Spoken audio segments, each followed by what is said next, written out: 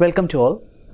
Today we are dealing with the subject an introduction to gender and gender equality.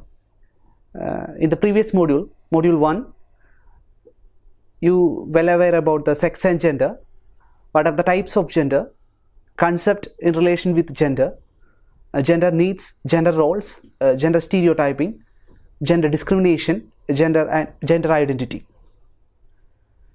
In this module, in the second module, we are discussing about gender concepts in India. Here we discuss about the gender status and gender disparity in education, gender disparity in labor force, their participation in labor market and economy, political participation and health. We are also discussing about the topics related to gender and media, role of media in constructing ideologies, the concept of gender sensitivity, gender equality, gender and development.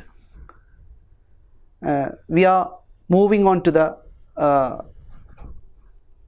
second module, the basics of a second module. This include, which I already mentioned, topics like gender status, gender disparity in education, gender labor force participation and economy, gender-based political participation and health.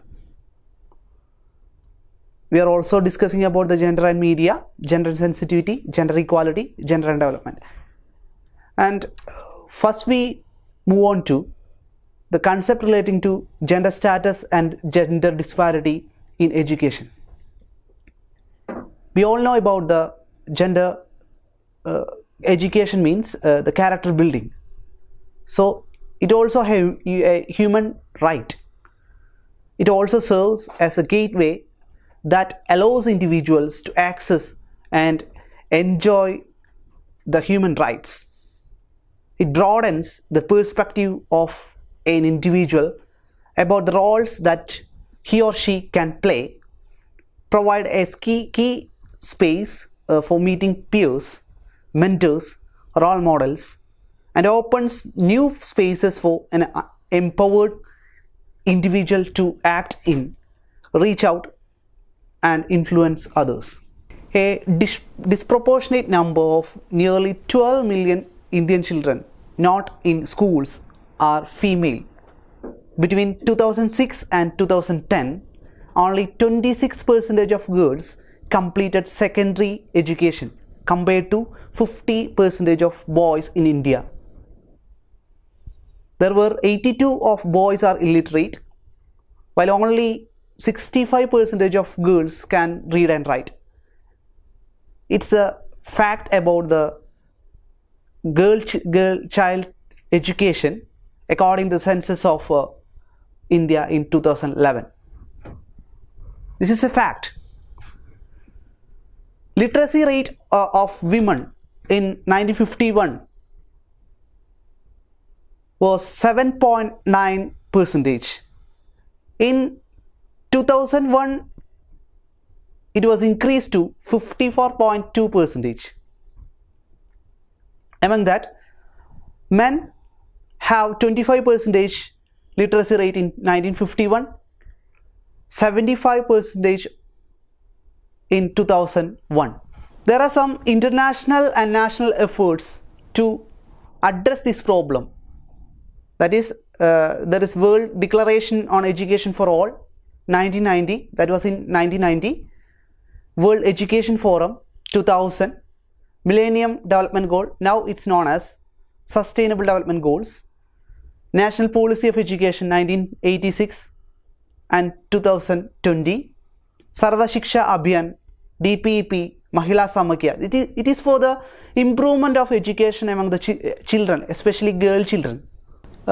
The important concepts related to labor force participation, especially women participation in labor force.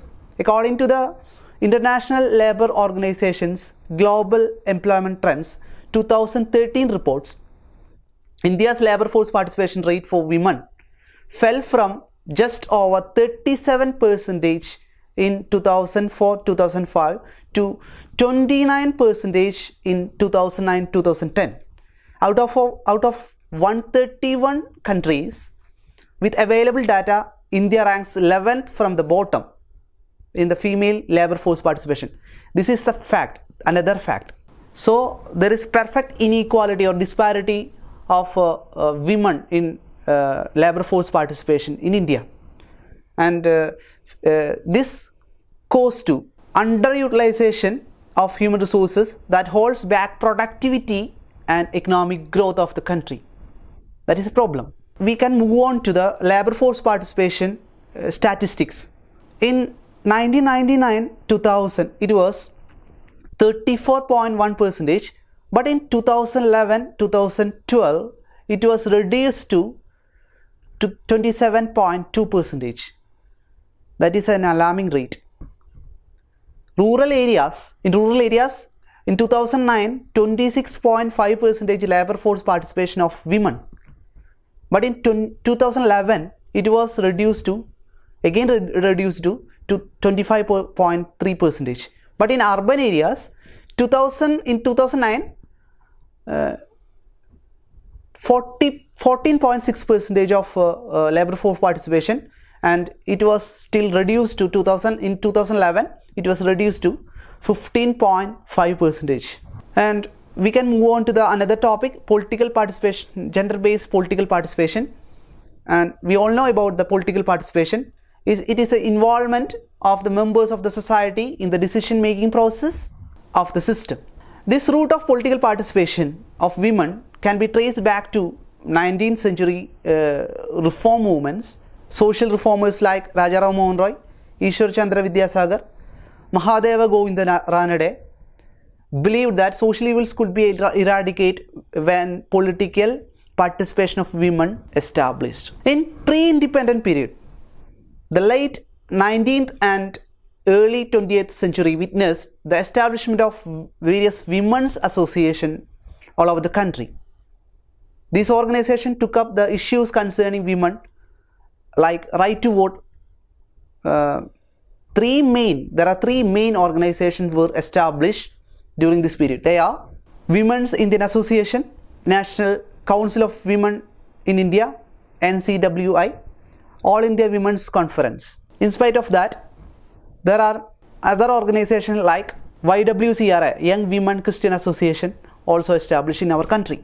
In post-independent period, there is a political participation of women. Only the first assembly, only 2% of women presence, but it was increased to 4 to 5% of seats in the Lok Sabha till 1980s, and after 1980, 7 to 8% of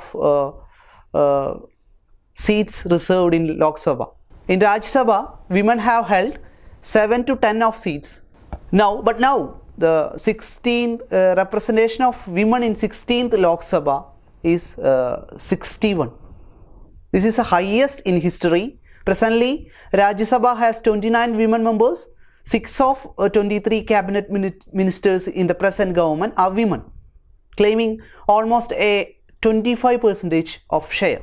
Another concept related to gender is gender and health. The main problem of gender-based health status is nutritional deprivation.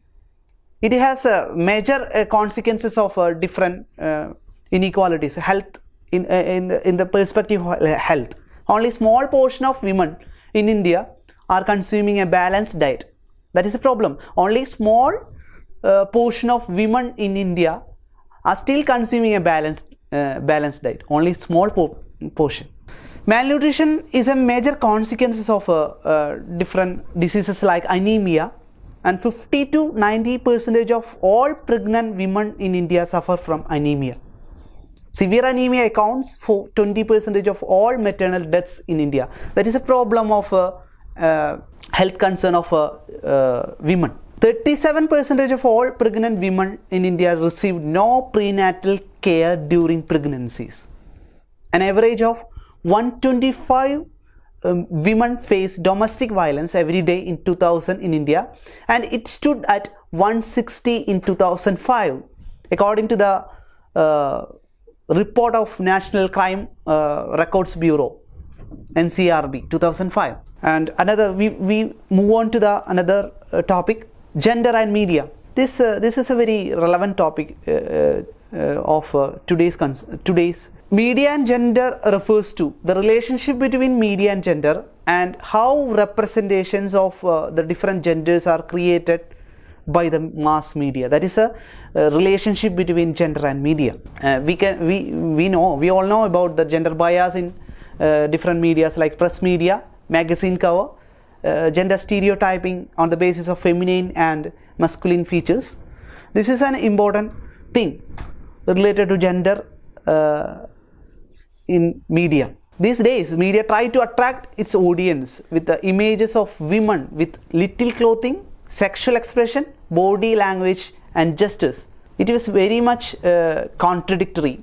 And another, we will move on to the next topic, gender sensitivity. Gender sensitivity is the act of being sensitive to the ways people think about the gender. Gender equality, absence of discrimination based on sex. There should be established equality between the gender exists when genders are able to share equally in the distribution of power and influence. We will move on to the next topic of this module, gender and development. The gender and development is an approach that focuses on the socially constructed differences between men and women, the need to challenge existing gender roles and relation, and the creation and effects of gender differences on development. That is a concept related to gender and development. These topics we will discuss in this chapter later. Thank you all. Thank you for listening. Thank you.